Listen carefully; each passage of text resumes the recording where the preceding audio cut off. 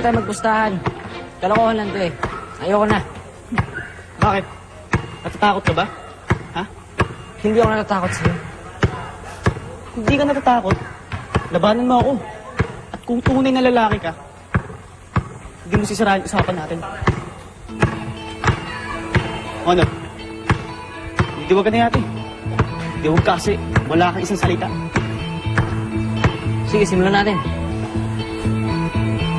First to make 11 points yun ang panalo. Game. Game.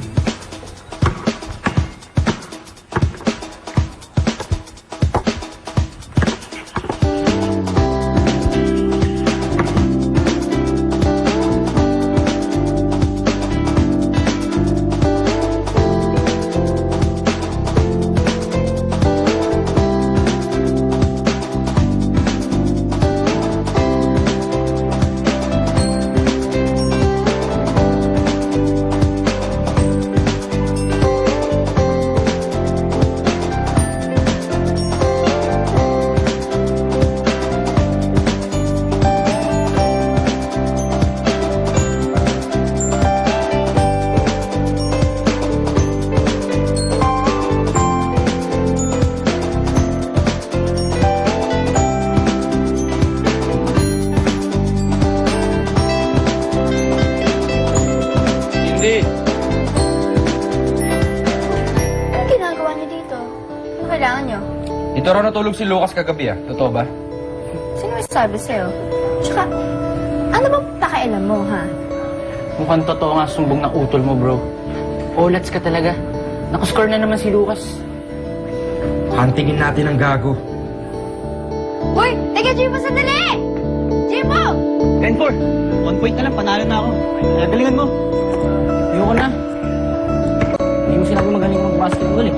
Kung kailan manalo na ako, sa kakaayaw, tapusin natin to. Kung ayaw pagkalatusan natin, di ka lalaking kausap. Oh, nagala ko na sa'yan. Baka sabihin mo, di kita pinagbibigyan.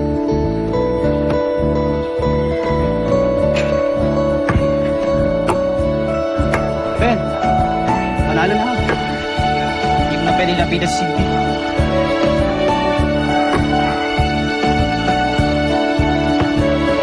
Sandali lang ako, Abs, promise. Saan ka ba talaga pupunta, baby? Samahan na kaya kita. Hanapin ko lang si Lucas. Babalaan ko lang siya kay Jimbo. Promise, saglit lang ako. Ma?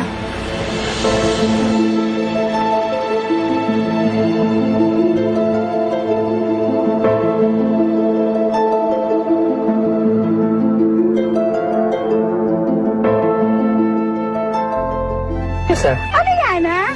Bakit parang kanina pa kita naririnig doon sa banyo, napitik-pitik na ganyan, tapos meron ka pang kanta. Ano bang kwento, Dodong? Burado na ako si Lucas. Basta, Nandito ka. Nag-usap tayo, di ba? kasama ko si Cindy. Baka nakakalimutan mo. Bahay ko rin to. Kaya sa ayaw at sa gusto mo, dito na ulit titira si Cindy. Wala ka nang magagawa. Importante mo lang, mahal ka ng tita at daddy mo. Hindi ka naman, mahal naman kita eh. Tsaka si Lucas. Puro ka, Lucas. Lucas. Gabing nagalit sa akin si Mama.